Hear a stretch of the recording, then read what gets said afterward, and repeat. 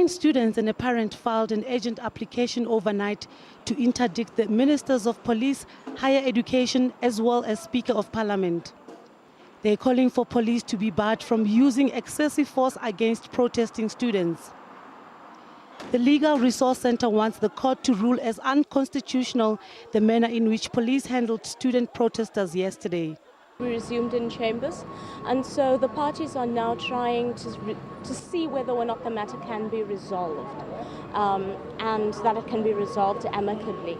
So I think on both sides we're taking instructions in order to see how we can proceed later today.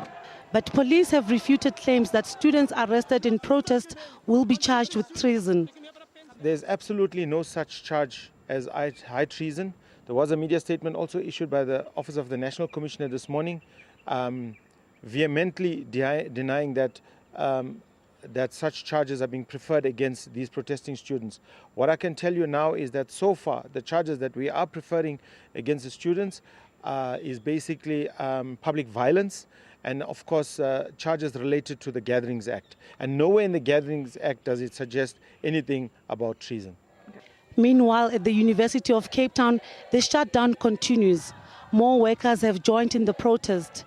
Police continue to maintain a heavy presence on campus. The Cape Peninsula University of Technology has meanwhile confirmed that it has obtained a court order against violent protest action by students. President Jacob Zuma is to meet students and university management tomorrow.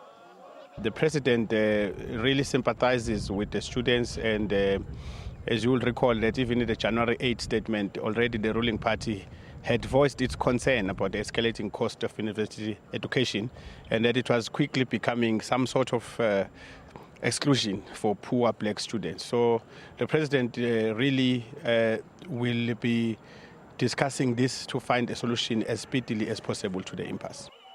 More than 70 students have been arrested in protests in Mafikeng and Cape Town. Ndundu Sitole, SABC News, Johannesburg.